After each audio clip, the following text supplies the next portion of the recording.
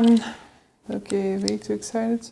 Hey everyone, my name is Cleo and today we're going to be doing the Your Answers Cannot Be Books book tag. So I've recently indicated that I wanted to try some more book tags out, and I think that this one sounds very interesting because it's gonna be about things that aren't necessarily bookish related, which means that you'll get to know a different side of me.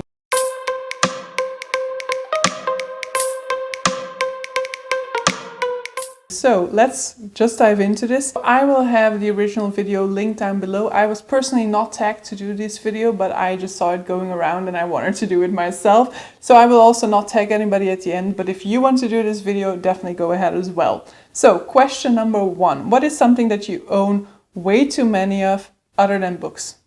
I think the answer could be movies. I have quite a number of movies. I definitely have too many Disney movies. Like if we're going to go very specifically, I have a very large number of the Disney movies in my possession, but I have quite a number of movies as well. Not to the extent that, you know, people would come into my house and be like, whoa, freak. But I did at some point really love movies a whole lot. I think around the time in which, you know, I wasn't reading as much, in which my Goodreads goal kind of tumbled down into the abyss. That's probably around the time that I was watching way too many movies and that I was really watching movies all the time. At this point in time, movies has really taken quite a back burner, and so it's been years since I bought a movie, for example, and so I haven't really kept up with that anymore, but I do still own quite a lot of movies, but I've actually thought about removing them, about getting rid of them at some point, because I'm just not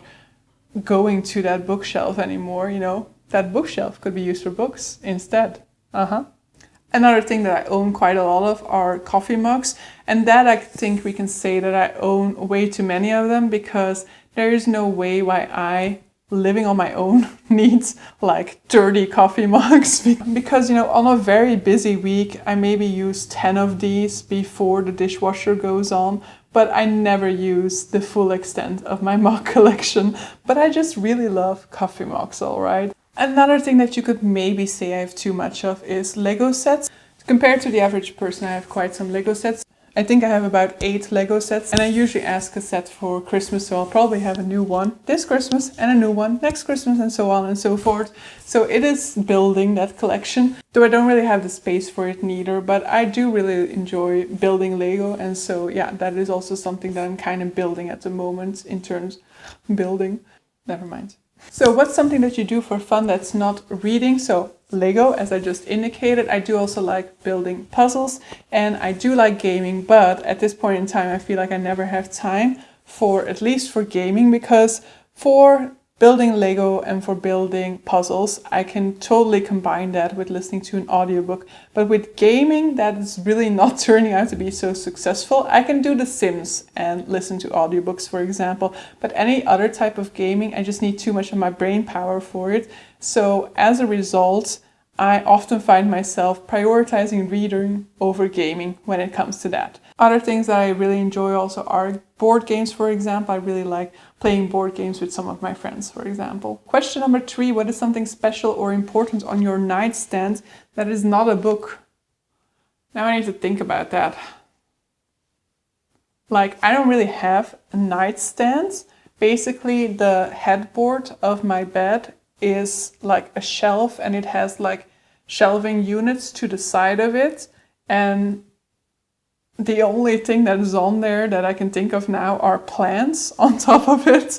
I do really like plants, but I'm also a sort of like serial plant killer.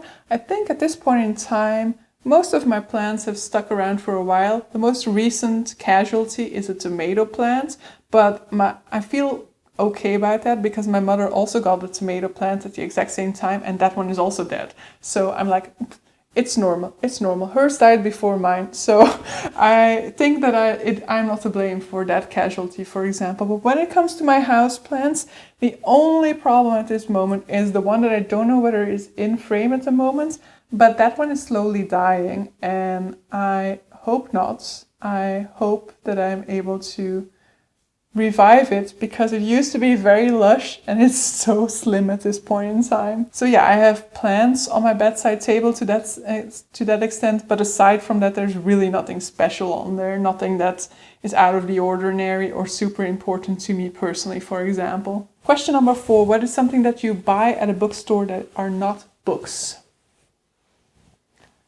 Well, the 2 bookstores that I go to most often, one of them is a combination of a multimedia store and a bookstore. And in that store, I basically only, like, when it comes to what you could find in a regular bookstore, I only buy books. In the other bookstore, no, I also only buy books there.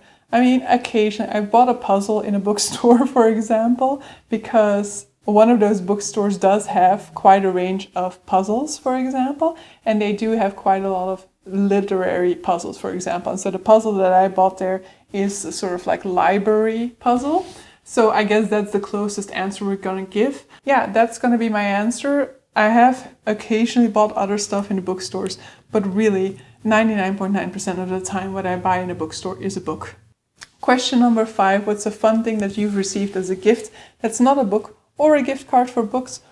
I receive a lot of gifts that aren't books. Basically, people are most often afraid to give me books. So I do get a lot of books for Christmas, for example, but that's because I make a list of what I want to receive for Christmas. And so then my mother knows, okay, I'll buy these books because clearly she doesn't have them.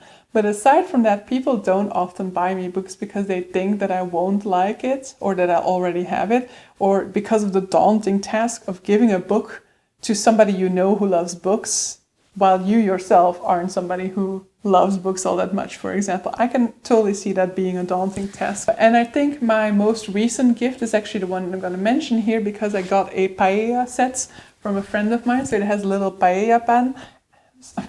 That was a very weird pronunciation. Paella pan. And it has like the paella rice. It has the spices that you need for it, plus some instructions on how to make a paella. Now, I've never made paella myself, still haven't done it. And the reason why I was never doing it was also just because I was like, yeah, but it's weight, like you make a giant paella for a lot of people. But I do have a pan now that fits one portion, one person size. So I should try it because I do really love paella. And I thought that that was a really interesting gift and one that really suits me. Question number 6, what's a YouTube channel that you follow that is not bookish related? I have followed some non-bookish related YouTube channels, and so I've gone through periods with them. You know, what I really love watching is Taskmaster. This is basically a British show that also uploads all of their videos on YouTube, and it's like a comedic show because it's basically a show in which like these 5 comedians or something are given these tasks to perform and hilarity ensues basically. In terms of like traditional YouTube channels, I have like 2 channels that I have followed. One I still am subscribed to, but the other one I haven't seen on my timeline for a while. And they are like reptile related. So it's this guy who rehabilitates reptiles. For some reason I'm interested apparently. And then I also have a subscription to the Financial Diet.